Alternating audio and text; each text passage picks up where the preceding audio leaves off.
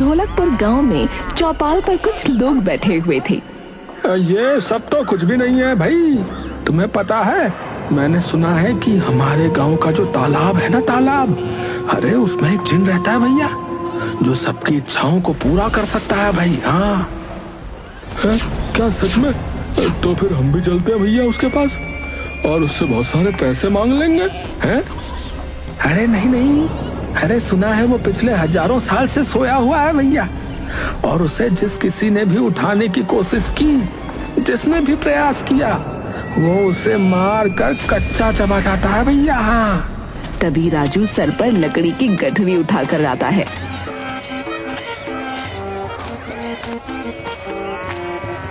और वो भी उनकी बातें सुन रहा था। अरे ऐसा सब कुछ नहीं होता, तुम ऐसे ही बातें बना रहे हो। अगर ऐसा होता तो अभी तक हर कोई उस जिन को उठाने की कोशिश करता। और बातों में लग जाता है।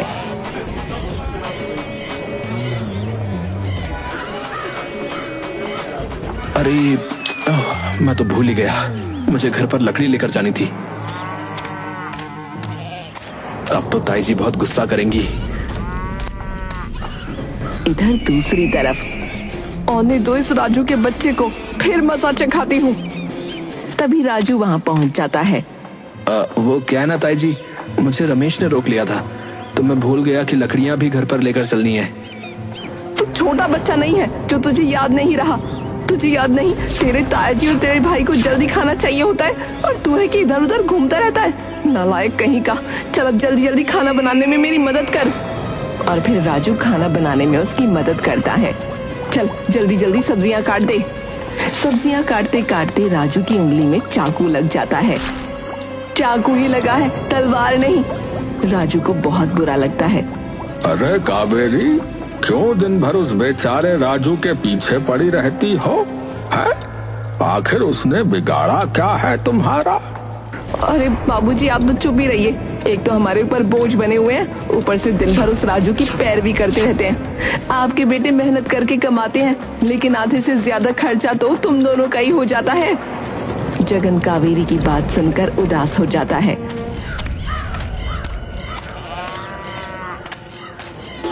तभी सुनील वहाँ पर आता है।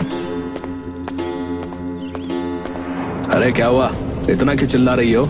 हाँ हाँ, चिल्लाती तो मैं ही हूँ इस घर में। अरे बापूजी, मैं थका हारा घर पर आता हूँ, हैं? और तुम सबको ये बात समझ में नहीं आती हैं? जब देखो इस घर में चिक चिक चिक चिक चलती रहती है। और तू हैं, राजू के बच्चे, तुझे कितनी बार कहूँ कि समय से लकड़ियां लेकर आ जाया कर, हैं? अब देख बेचारी कितनी परेशान हो रही है, देख। मुझे माफ कर दीजिए ताऊ जी, आगे से मैं ध्यान रखूंगा।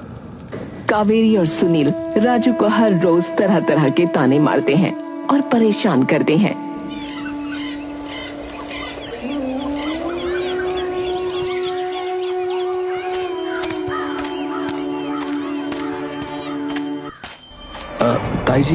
ताई जी देखिए ना, दादाजी उठ नहीं रहे। तुझे दिखाई नहीं देता मैं पूजा कर रही हूँ? राजू परेशान होते हुए वहां से चला जाता है और फिर से जगन को उठाने की कोशिश करने लगता है। वैद्य जी को बुला कर लाता हूँ, अब वही कुछ ना कुछ करेंगे। राजू दौड़ता हुआ वैद्य जी के पास जाता है। वैद्य जी देखिए ना, मेरे दादाजी उठ नहीं रहे, आप जल्दी से मेरे घर चलिए। वैद्य जल्दी से राजू के साथ चला जाता है।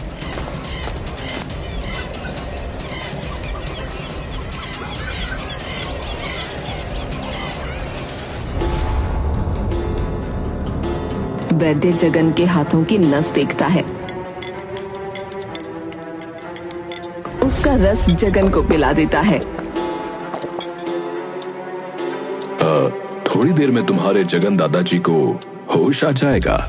अब इन्हें एक लाइलाज बीमारी हो गई है और अब ये बस कुछ ही दिनों के मेहमान हैं। ये बात सुनकर मानो राजू के पैरों तले जमीन खिसक जाती है। क्या? लेकिन इन्हें बचाने का कोई तो उपाय होगा। बड़े दुख के साथ कहना पड़ रहा है बेटा कि अब कोई उपाय नहीं है। नहीं वैद्य जी, आप कैसे भी करके दादाजी की जान बचा लीजिए वैद्य जी। बेटा, मैं वैद्य हूं, मुझसे जो भी बन पड़ेगा मैं करूंगा, मैंने तो तुम्हें वही बताया है जो सत्य है। खैर, फिलहाल के लिए ये दवाइयां इन्हें सुबह शाम पानी में घोलकर दे देना। तब तक जगन को भी होश आ जाता है। एक दिन राजू तालाब के पास बैठकर, अगर दादाजी को कुछ हो गया तो मैं क्या करूंगा? उनके सिवा मेरा है ही कौन? हे भगवान, उनसे अच्छा तो तुम मुझे ही उठा लेते।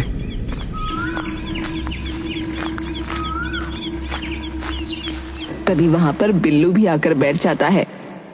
ओए, क्या हुआ राजू? उस जिन को उठाने की कोशिश कर रहा है क्या?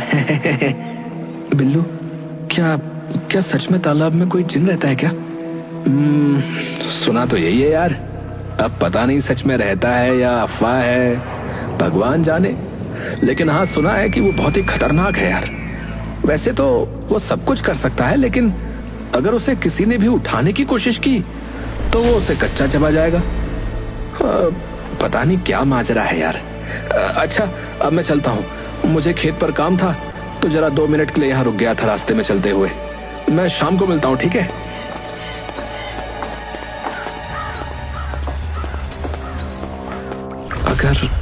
अगर सच में तालाब में कोई जिन रहता है तो मैं उठाऊंगा उस जिन को। लेकिन उस जिन ने उठते ही मुझे खा लिया तो? वैसे ये जिन है या कुंभकर्ण जो इतने सालों से सोया हुआ है? कुंभकर्ण, हाँ, एक तरकीब है उसे उठाने की।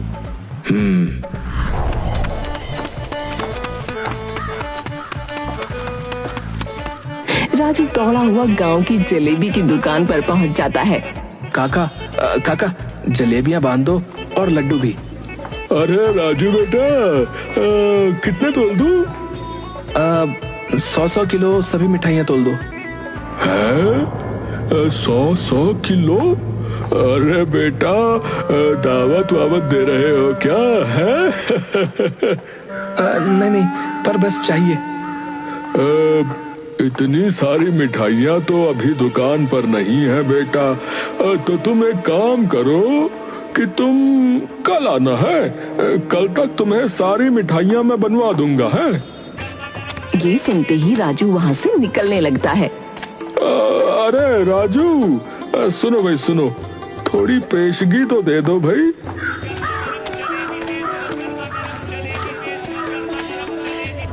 राजू पैसे निकालकर दुकानदार को दे देता है और घर पर चला जाता है।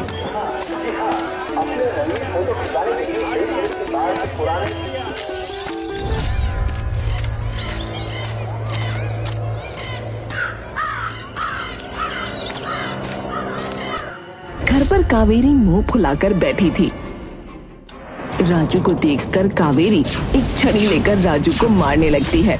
बोल, कहाँ है मेरे सोने के कंगन? तूने चुराए हैं ना? और उसकी पिटाई करने लगती है। नहीं ताई जी, मैंने चोरी नहीं की। अरे क्यों मार रही हो इस बेचारे को? अरे क्या बिगाड़ा है उसने तुम्हारा? आप तो चुप ही रहिए, जब देखो तब इसकी तरफदारी करते रहते हो।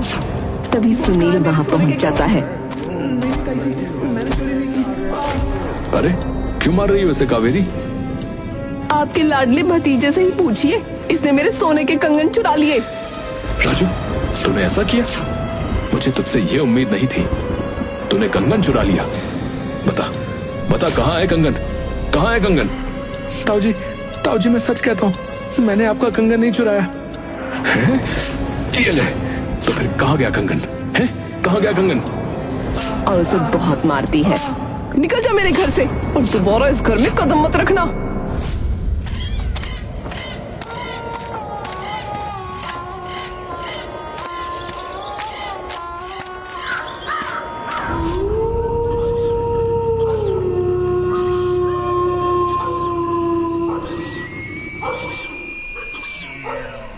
रात को अगर मेरे माँ और पिताजी होते तो आज मेरी ये हालत नहीं होती। और अगर दादाजी भी नहीं रहे तो मैं क्या करूंगा? मैं उन्हें बचा कर ही रहूंगा।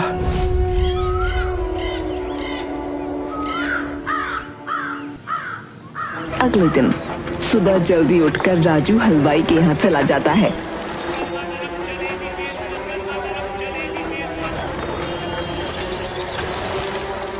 और सारी मिठाइयाँ लेकर तालाब के पास एक घर में रखवा देता है। अच्छा हुआ कल मैंने मंगलू से उसके घर की चाबी ले ली थी। इधर कावेरी, अरे ये राजू न जाने कहाँ मर गया, सुबह से नहीं दिखा। इधर राजू तालाब में कूद जाता है और जिन्न को ढूंढने की कोशिश करता है। अरे आधा तालाब छान मारा लेकिन वो जिन कहीं भी नहीं दिखा। मुझे तो लगता है ये सब अफवाह है, अफवाह। लेकिन दादाजी की जान बचाने के लिए मैं पूरे तालाब को छान मारूंगा।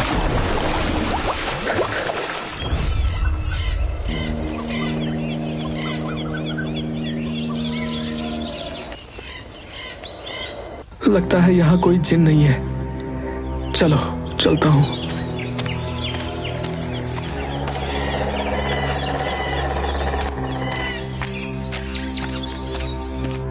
तभी उसे तालाब में एक चट्टान दिखाई देती है। अरे ये चट्टान कैसी है यहाँ? और राजू चट्टान के पास जाता है तो उसे एक दरवाजा दिखता है। राजू बिना कुछ सोचे उस दरवाजे के अंदर घुस जाता है। हो सकता है जिन यहीं कहीं हो। लेकिन पूरी गुफा छान मारने के बाद भी राजू को जिन्न कहीं नहीं मिला।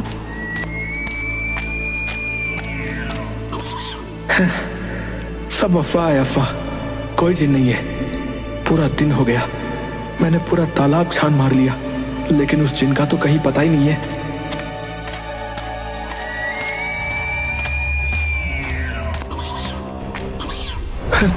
अरे अरे ये क्या है? अरे अरे इधर दूसरी तरफ पूरे गांव में आंधी चलने लगती है और तालाब में भी तूफान आ जाता है। कौन हो तुम और तुम्हारी इतनी हिम्मत कि तुमने मुझे उठाया? अब मैं तुझे नहीं छोड़ूंगा। राजू उसे देखकर डर जाता है और इधर उधर भागने लगता है। मुझे किसी भी तरह इस गुफा से बाहर निकलकर इस जिन को उस घर में ले जाना होगा। हाँ। और राजू बहुत तेजी से दौड़ने लगता है और जिन्न भी राजू के पीछे होता है। दौड़ते दौड़ते राजू उस घर में पहुंच जाता है और जिन्न भी राजू के पीछे पीछे वहां पहुंच जाता है। राजू एक दीवार के पीछे छुप जाता है। जिन्न वहां पहुंचकर देखता है कि आसपास बहुत सारी मिठाइयां रखी हुई हैं। जिन्न मिठाइयां देखकर बहुत खुश हो जाता है।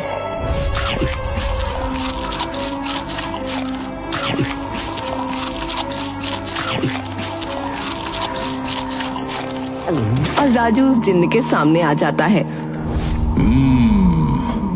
क्यों उठाया है तुमने मुझे? मैं इतने वर्षों से उस गुफा में सो रहा था।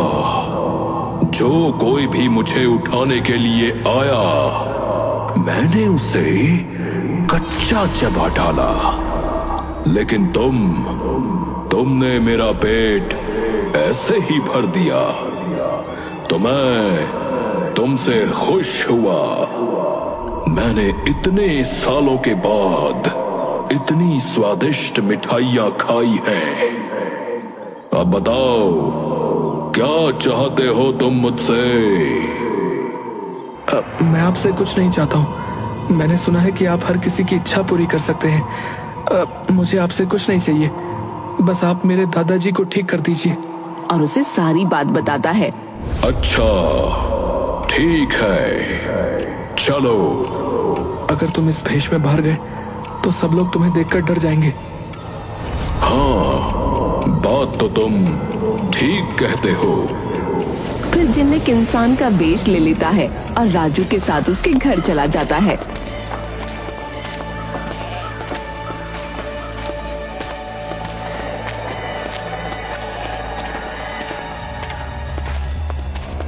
कावेरी राजू को आते ही ऐसे घूरती है जैसे सांड लाल कपड़े को देखता है। वही रुक जाओ, और कोई जरूरत नहीं मेरे घर में आने की। एक तो मेरे कंगन चुरा लिए और ऊपर से तेरी ये जुर्रत कि तुम मेरे कहे बिना मेरे घर में घुस आए। ताई जी मुझे माफ कर दो, मुझे माफ कर दो, पर मैंने आपके कंगन नहीं चुराए हैं। कावेरी मुंह फुलाकर अंदर चली जाती है।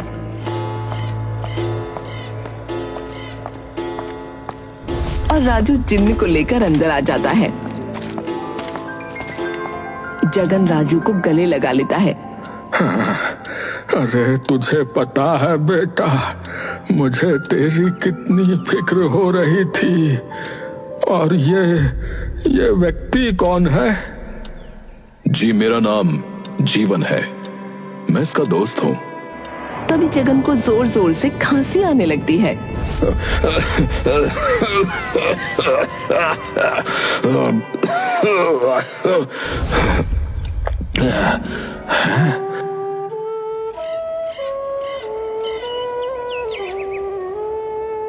अगले दिन आपको पता है, आपका लाडला भतीजा न जाने कौन से दोस्त को लेकर आया है घर में।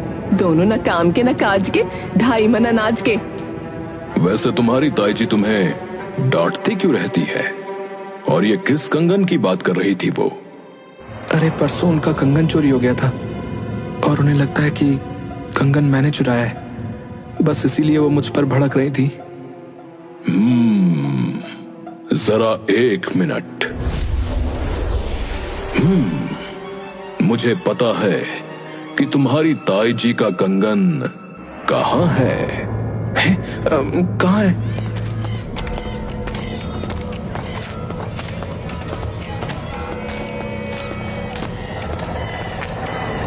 वहां पर। और मेरी तरफ से ये कंगन। अबे ओए, ये कंगन तो बहुत महंगा लगता है यार। अरे महंगा तो है, मेरी माँ का है समझा। मैं चुरा के ले आया और पता तेरे को, इल्जाम राजू पे लग गया। तभी राजू और जिन्न वहां पहुंच जाते हैं। विजय, मुझे तुझसे ये उम्मीद नहीं थी।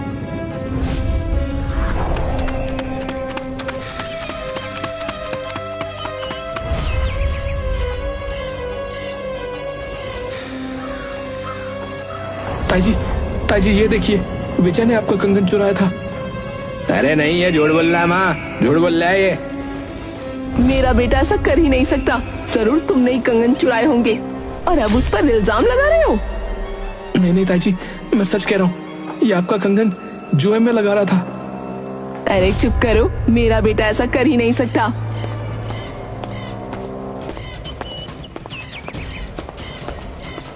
अरे तुम्हें राजू की बात पर भरोसा नहीं होगा, लेकिन तुम्हें मैं बता दूं कि तुम्हारे लाडले ने हमारे घर के कागजों पर अंगूठा लगवा लिया और हमारा घर जुए में लगा दिया। वो तो भला हो कि मुझे एक आदमी ने बता दिया, नहीं तो आज हम रोड पर होते। विजय, मुझे तुझसे उम्मीद न थी। तभी जिन्न एक चुटकी बजाता है। राजू मुझे माफ कर दे, मैंने सच में तेरे साथ बहुत गलत किया। आप हाथ जोड़कर मुझे शर्मिंदा मत कीजिए। आप ही ने तो ताई जी पर कुछ जादू किया है ना? तभी जिन्न मुस्कुरा देता है। ये सब छोड़ो और ये औषधि लो और तुम्हारे दादाजी को सुबह उठते ही पिला देना। इससे उनकी तबीयत ठीक हो जाएगी और उनकी बीमारी जड़ से खत्म हो जाएगी।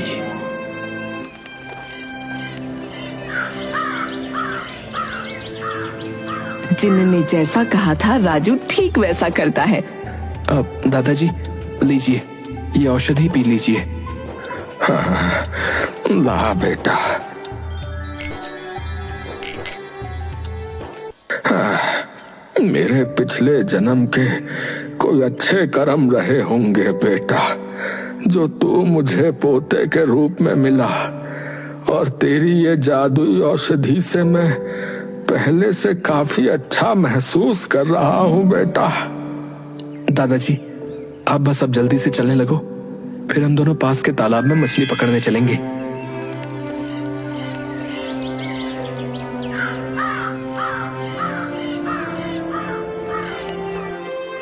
और थोड़ी ही दिन में जगन की बीमारी ठीक हो जाती है। इस तरह से राजू के हौसले ने उसके परिवार को एक कर दिया और इसके बाद सब मिलजुल कर प्यार से रहने लगे। जिन्न का राज अभी भी राज बना हुआ है। जैसी जिन्न की मर्जी थी